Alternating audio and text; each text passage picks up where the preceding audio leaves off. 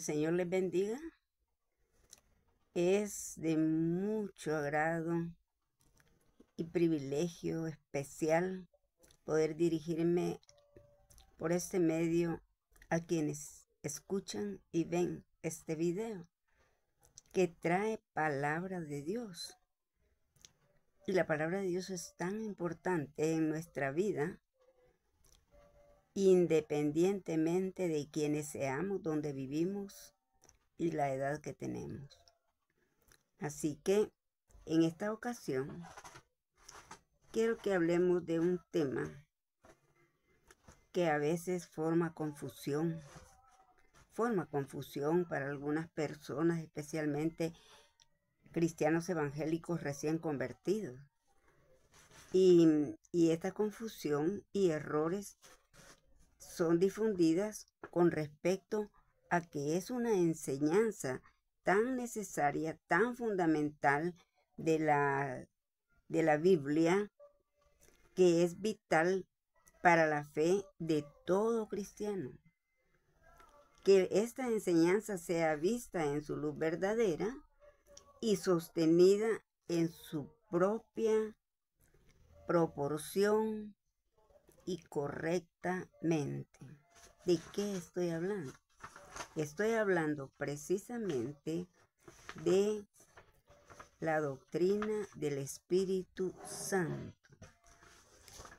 Es muy amplio, pero en esta ocasión lo que nos mueve a hablar de la doctrina del Espíritu Santo es el por qué nosotros, cuando recibimos al Señor Jesús, cuando hacemos la decisión de entregarle nuestra vida, es porque deseamos tener la salvación, deseamos gozar de la vida eterna. Y el Espíritu Santo tiene una obra muy especial en la salvación eterna. El Espíritu Santo ejecuta 3 obras en la salvación y es de mucha importancia. Una de las obras es que nos convence de pecado. Cuando nosotros nos acercamos al Señor, decimos: sí, Señor, sé que soy pecador y necesito de tu perdón. No, estoy convencida de pecado. Y otra es que nos da una regeneración. Ya no somos los mismos.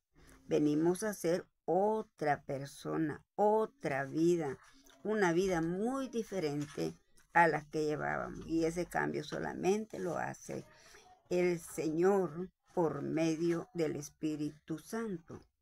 Y la más que queda para nosotros por siempre es que el Espíritu Santo viene a ser morada, viene a ser habitación en nuestro cuerpo. Ya nuestro cuerpo ya no es nuestro, sino que el dueño es el Espíritu Santo que vive en mí. Veamos cómo suceden esas 3 obras. Quiero que tengamos una lectura de esa hermosa promesa que Dios nos hizo. El Señor Jesús hizo una promesa muy importante para cada cristiano que hace la decisión por Cristo. ¿Y qué pasó? Dice allá, después del Señor Jesús, cuando el Señor Jesús asciende, dice en Hechos 1:8, ustedes van a recibir un poder muy especial cuando haya venido sobre ustedes el Espíritu Santo. Y ustedes me van a ser testigos en Jerusalén, en toda Judea, en Samaria y hasta lo último de la tierra. Con poder seremos testigos del Señor. Padre, gracias por tu Santo Espíritu. Gracias, Padre, por tu Hijo Jesucristo, quien nos redimió. y muchas gracias porque nos permites en este momento dedicarnos al estudio de tu santa palabra. Ayúdanos, Padre, que hayan palabras fáciles, palabras sencillas, para que la persona que está oyendo le quede claro y además lo pueda guardar en su mente y en su corazón para aplicarlo en su vida diaria. Bendito por siempre. Te alabo en nombre de Jesús. Amén. Muy bien. Dijimos que el Espíritu Santo ejecuta 3 obras en la salvación. Y veamos allá en Juan 16:8 que el Espíritu Santo comienza con la obra de la convicción de pecado, que nos convence de pecado. Dije yo, Juan 16, capítulo 16, versículo 8. Y dice así la palabra de Dios, en el nombre del Padre, del Hijo y del Espíritu Santo. Y dice el Señor en su palabra. Y cuando Él venga, cuando venga el Espíritu Santo, convencerá de pecado, convencerá al mundo de pecado, de justicia y de juicio. Qué interesante. El Espíritu Santo convence. Entonces, con esta convicción que hace el Espíritu Santo, vemos que convence, dijimos, de pecado. Convencernos de pecado es para que nosotros nos sentimos culpables y nos arrepentimos. Le pedimos perdón al Señor. Además dice que nos convence en las 3 cosas. Nos convence de pecado y nos convence de justicia. La justicia es revelar justicia de Dios a todo el que cree. Nosotros sabemos que Dios es justo. Mucha gente lo tergiversan. Si Dios es bueno, ¿por qué hace tal cosa? Porque es justo. Y si Dios, ¿por qué permite? Porque es justo y a cada quien le da lo que se merece. Ahora bien, también nos convence de juicio. Juicio es demostrar el juicio de Cristo sobre el mal. Hay que hacer juicio contra el mal. El mal no se queda así. Tiene su paga. Además, bien claro dice la palabra, la paga del pecado es maldad. La paga del pecado es muerte. Tiene su paga. Entonces es el juicio. Muy bien. Pero también, además de que convence, porque nosotros estamos convencidos por el Espíritu Santo, que somos pecadores, que necesitamos arrepentirnos, necesitamos del perdón de Dios. Además de eso, también necesitamos reconocer la justicia, no solo reconocerla, revelarla, y el juicio que habrá, que Dios hace, que el Señor Jesús hace inmediatamente con lo malo, con la maldad. Muy bien, pero además de esta convicción que nos hace, además de eso, que es un área, nos convence, ya estamos convencidos, nos falta una también. Nos faltan más, nos faltan 2 más. Pero vamos con la siguiente, que dijimos que es la regeneración. Es bien interesante. Veamos en Tito, en la epístola a Tito. Vamos a ver qué nos dice con respecto a Tito. Tito en el capítulo 3, versículos 4 y 5. Miren lo que dice. Dice 4 y 5. Dice así la palabra del Señor. Pero cuando se manifestó la bondad de Dios nuestro Salvador, y su amor para con los hombres, dice en el versículo 5, nos salvó, no por obras de justicia que nosotros hubiéramos hecho, sino por su misericordia, por el lavamiento de la regeneración y por la renovación en el Espíritu Santo. No creo que se hayan observado, pero en estos dos versículos es bien importante que se menciona la Trinidad. Se menciona la Trinidad porque participan en la salvación. Y aquí está hablando de la salvación. Miren qué interesante.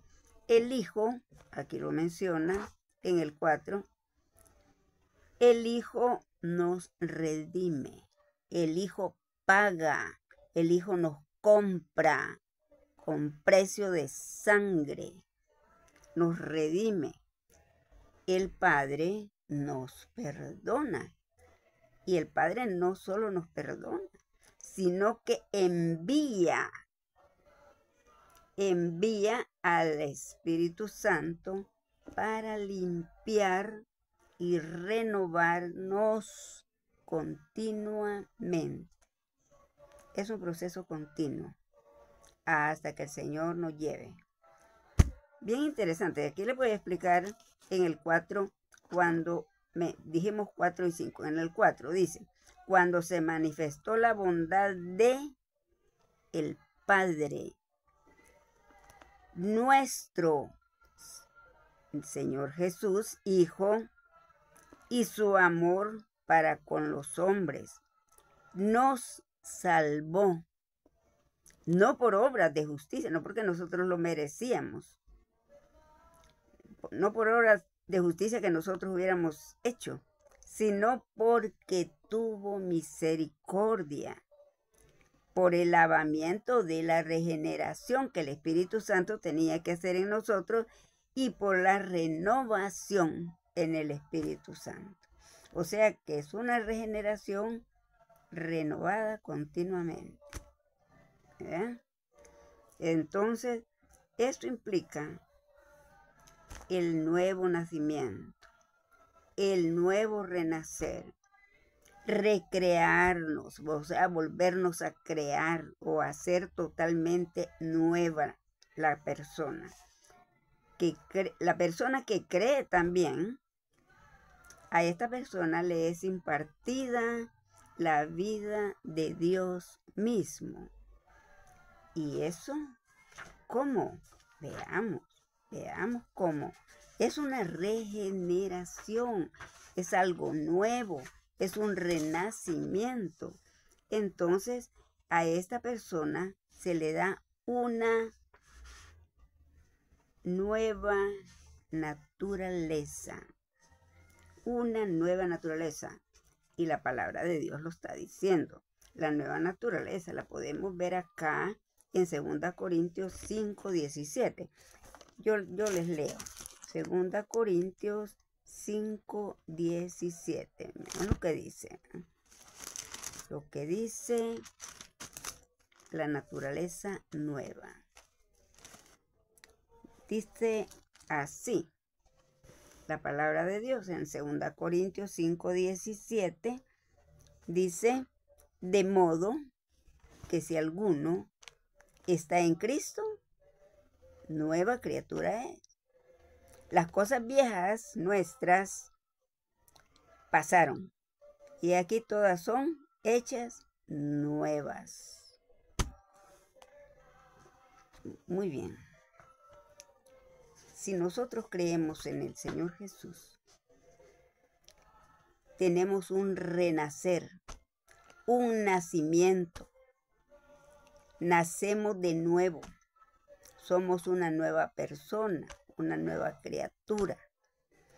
Y las cosas que teníamos a la edad que nos entregamos al Señor pasan.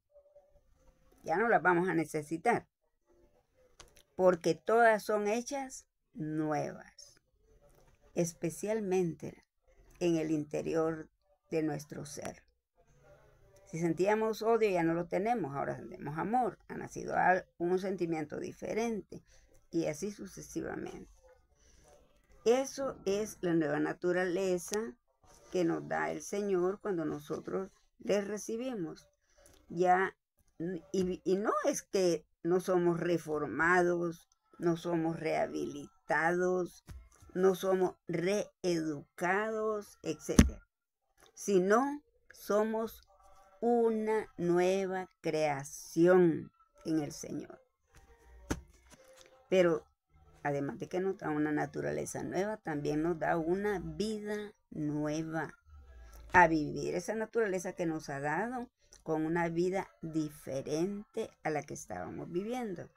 Y eso lo encontramos en la palabra de Dios en 1 Juan. Vamos a ver en 1 Juan, capítulo 3, versículo 9. Miren lo que dice. Estamos diciendo que somos una nueva persona con una nueva vida. Y en el versículo 9 del capítulo 3 dice así: todo aquel, toda persona, todo ser humano que es nacido de Dios, que ha vuelto a nacer, no practica el pecado. Ya el pecado nos estorba, ya no lo necesitamos para nada. Lejos de eso, nos preocupa caer en tentación, ¿verdad?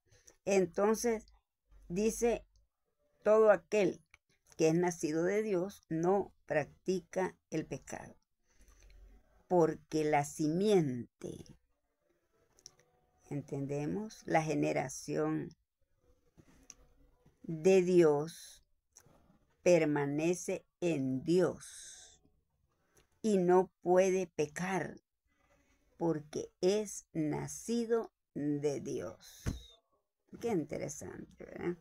Muy bien, es nacido de Dios. Estamos hablando del Espíritu Santo. Así que el Espíritu Santo nos da mente y corazón nuevos. Mente nueva, corazón nuevo. Y esto es el nuevo nacimiento. Es aquel corazón de piedra. Ya no lo tenemos. Ahora tenemos un corazón blandito. Alguna gente dice corazón de pollo. Saber que tiene el corazón de pollo, pero yo he oído que así dice. Muy bien. Y esa situación así, que como tenemos esos órganos especiales nuevos, a esto le llamamos un nuevo nacimiento. Qué interesante, ¿verdad? Entonces, claro que nos convence de pecado, regenera, dando como resultado la tercera obra. Vamos a ver, ¿y cuál es la tercera obra? La tercera obra es la que yo digo, es la que permanece por siempre y para siempre. Muy bien. Entonces, la tercera obra es habitación, morada. El Espíritu Santo vive en mí. Tiene su habitación en mi cuerpo, en mi corazón. Este cuerpo es un edificio, es una casa del Espíritu Santo. Ya no soy dueña de mi cuerpo. Ay, yo puedo hacer con mi cuerpo lo que quiera. ¿A cuenta de qué? Si el Señor lo compró y el Espíritu Santo lo habita y el Padre nos perdonó. ¿De dónde? Que es mío y voy a hacer lo que yo quiera. Y andan haciendo con el cuerpo lo que les da su regalada gana. Pero en el caso de un cristiano no es así. Entonces, vamos a ver dónde nos dice que es morada del Espíritu Santo. Yo sé que todos ya sabemos estos versículos que yo estoy mencionando, pero es bien importante que los leamos en este momento de estudio. Y estamos ahorita en 1 Corintios, capítulo 6. 1 Corintios, capítulo 6, y vamos a leer 2 versículos. Vamos a ver qué nos dice. en el capítulo 6, los versículos 19 y 20, dice así.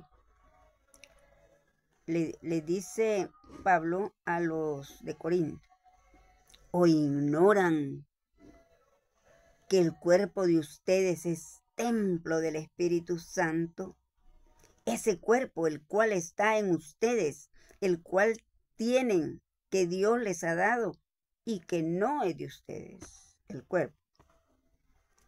Entonces dice en el 20, porque hemos sido comprados por precio. ¿Quién pagó? El Señor Jesús, la segunda persona de la Trinidad. Glorifiquemos pues a Dios en nuestro cuerpo y en nuestro espíritu, los cuales son de Dios. Amén. Muy bien, por supuesto. Y más que ya somos una nueva creación. Ya todo lo podrido, la porquería que teníamos cuando reconocimos e hicimos la decisión por Cristo, ya no vale. Ya pasó, ya no, esa es su historia. Pero muy bien. Cuando nosotros seguimos a Cristo, el Espíritu Santo viene a nuestra vida y vive en nosotros. Y dejamos de ser dueños de nuestro cuerpo. Porque ya no es mi estuche, sino que el estuche del Espíritu Santo. ¿Ok? Muy bien. Ahora, sabemos que es la morada del Espíritu Santo. En el Nuevo Testamento es distinta al Antiguo Testamento. No vamos a hablar del Antiguo Testamento, tal vez en otra ocasión. Porque en el Nuevo Testamento lo hace para todos. Y en el Antiguo eran con personas especiales que el Espíritu Santo llegaba. Pero en el Nuevo Testamento, miren qué ventaja. Cualquiera que reconoce al Señor Jesús, lo recibe en su corazón, se entrega, se arrepiente, es digno de que el Espíritu Santo llegue a vivir en él.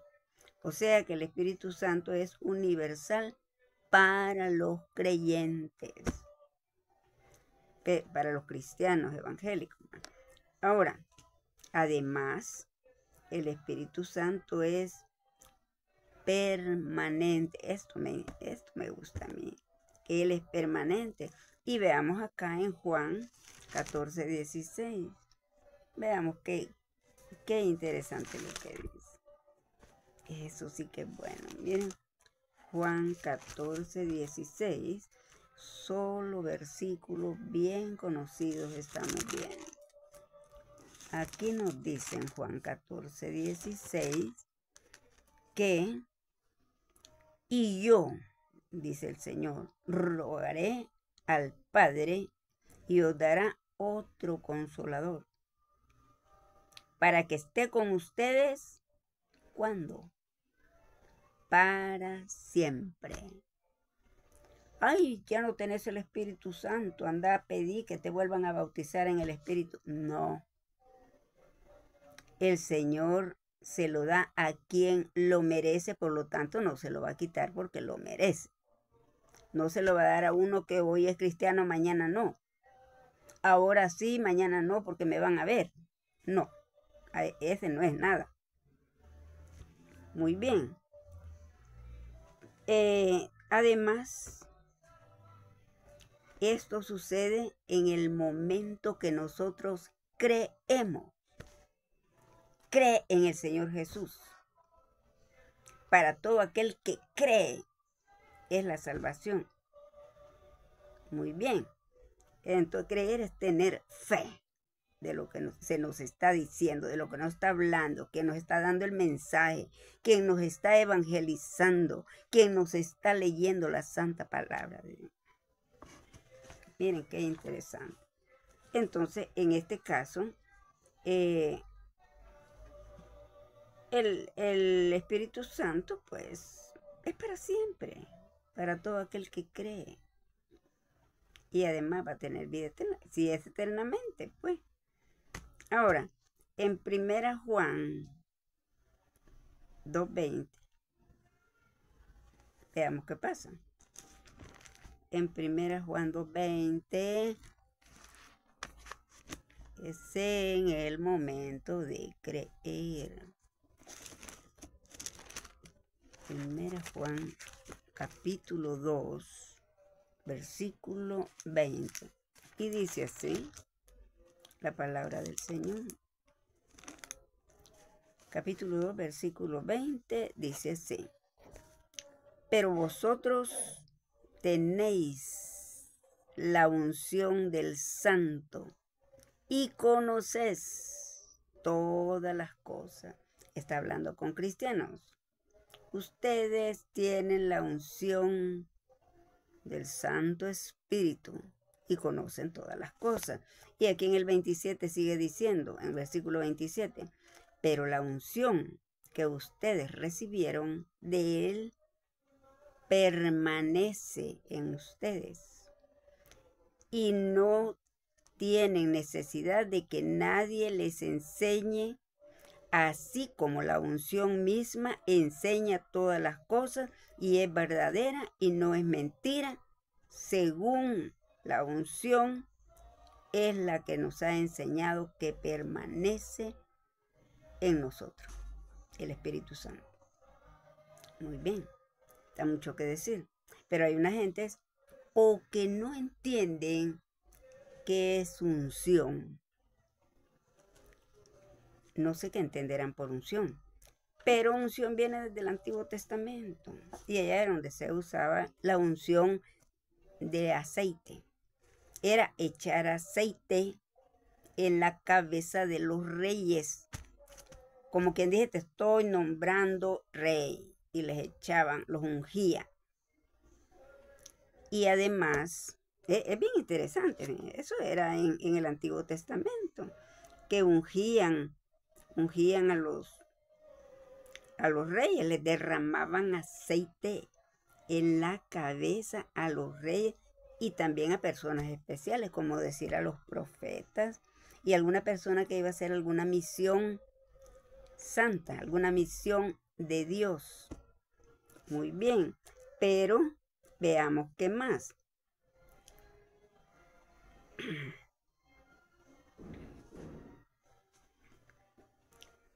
Y estas personas, en el caso de los reyes, en el caso de los profetas y personas que las mandaban a hacer alguna misión, era que los ungían porque iban a servir, a la que le huyen muchos cristianos. No les gusta involucrarse en el servicio para el Señor. Y el Señor, ¿cómo reclama? Desde que estuvo acá en la tierra, el Señor Jesús decía que necesitan obreros porque la mies es mucha. Y hay poquitos empleados, poquitos trabajadores en la obra del Señor. Entonces, también se usaba la unción de aceite cuando iban a ver enfermos. Los ungían con aceite para orar por ellos. Ahí el apóstol Santiago nos habla de cuando iban a ver un enfermo, lo ungían. Y bueno, era una especie de ritual que le hacían al enfermo. Es bien interesante que sepamos lo que es ungir, porque en este tiempo, ¿qué es lo que se compara con el aceite? Óleo, quiere decir aceite. Eso es el Espíritu Santo.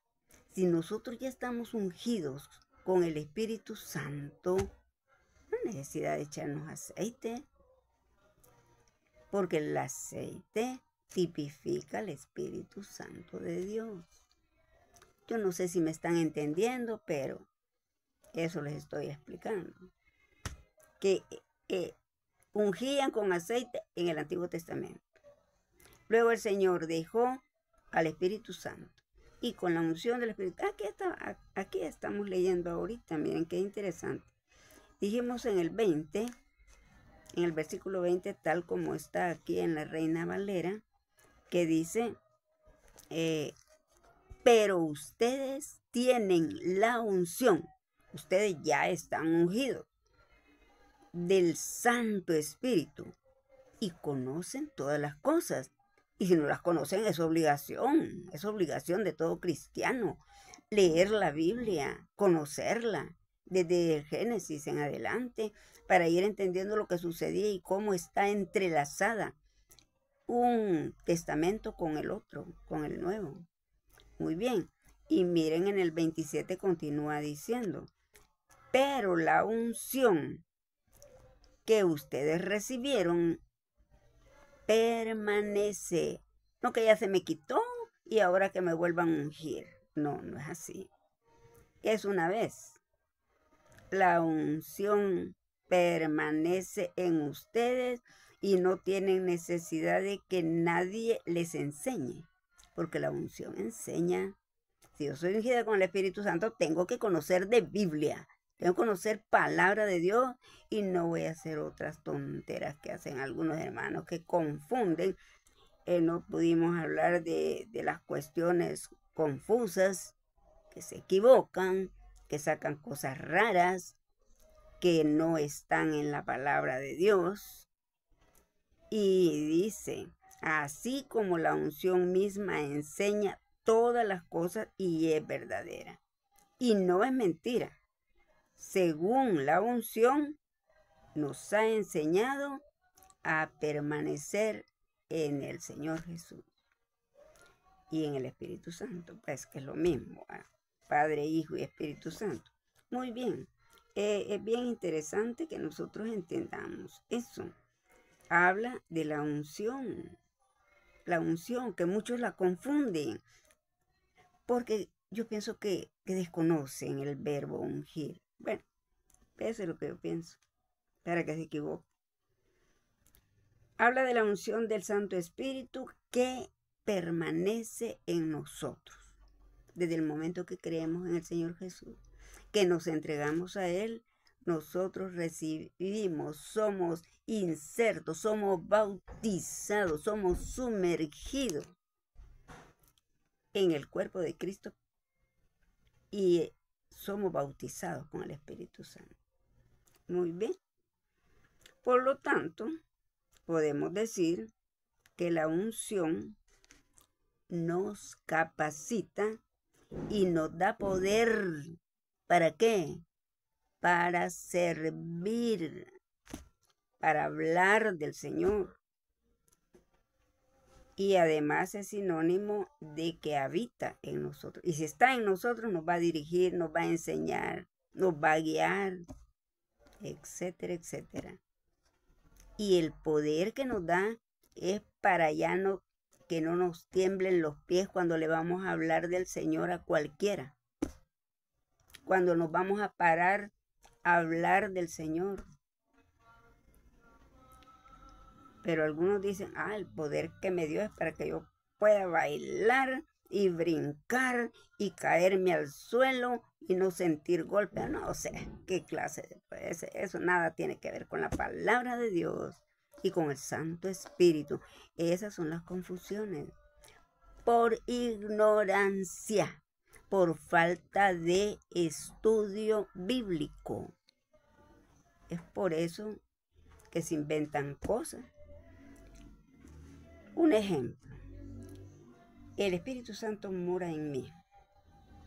El Espíritu Santo vive en mi cuerpo. Lo siento, me guía, me avisa, testifica de mí. Muy bien. Y me da poder para soltar la lengua y hablar del Señor, de las maravillas del Señor. Pero entonces dice una persona, mire usted, hoy no sentí el Espíritu Santo. Y si me lo dice a mí, le digo yo, pues niña, revísese, porque si es cristiana, el Espíritu Santo mora en usted. Tenga cuidado, revísese al rato que no es cristiana y está dando paja. Pero, ¿por qué? Le pregunto yo. ¿Por qué dice que hoy no lo sintió? Ay, mire, porque hay momentos en que cuando cantan las alabanzas de júbilo, yo brinco, yo grito, yo me muevo mi cabeza, me quito, se me para el pelo y eso es el Espíritu Santo. Recibiréis poder cuando haya venido sobre vosotros el Espíritu Santo. Y me seréis testigos. Y me serviréis. No dice, y entonces ya vas a poder brincar, ya vas a tener poder para poder bailar en la iglesia, cuando estén cantando, cuando estén orando, o hablar jerigonza. Eso no es Espíritu Santo. Eso es ignorancia, definitivamente. Estudien la palabra. Eso al Señor no le agrada, definitiva, y no hay necesidad de que esté escrito con palabras como las que estoy diciendo en forma literal. Es lógico, si soy cristiana, soy hija de Dios, yo sé lo que le agrada a mi Padre y con qué lo puedo desagradar también. Así que el estudio del Espíritu Santo es tan importante. Por eso dije al principio, para cristianos recién convertidos, para neófitos, para novatos, para los que se acaban de convertir y algunos no tienen ni discipulado para siquiera que les digan el ABC de la Biblia. Es bien necesario reconocer, especialmente estamos hablando de la Trinidad, del Padre, del Hijo y del Espíritu Santo que conforman a Dios. Bueno, es una breve reflexión que hicimos ahora, porque del Espíritu Santo hay tanto que decir. Es una de las doctrinas básicas de la teología que debemos saber todo cristiano evangélico, no por lo que oigo, no por lo que practican, no porque ahí sí me gusta, porque ahí hay Espíritu Santo, porque se siente. Si no lo sentís, rebuscate, examinate, qué es lo que te pasa. Y así es la situación. Por ejemplo, la definición de la doctrina es la parte de la teología sistemática que considera lo que la Biblia contiene acerca del Espíritu Santo, de la tercera persona. Y ahí nosotros vemos cómo Dios habla por medio de los escritores que fueron guiados especialmente por el Espíritu Santo, para que ahora tengamos la palabra de Dios en la mano.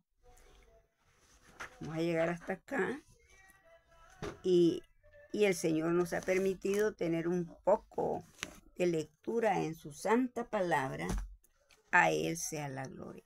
Bendito Padre, gracias Señor amado por este momento hermoso que nos has regalado. Espero, Señor, que a muchas personas les quede en su corazón este pasaje de tu palabra, esta reflexión, parte de la doctrina de la tercera persona de la Trinidad. Por siempre y para siempre te alabo en el nombre de Jesús. Amén y amén.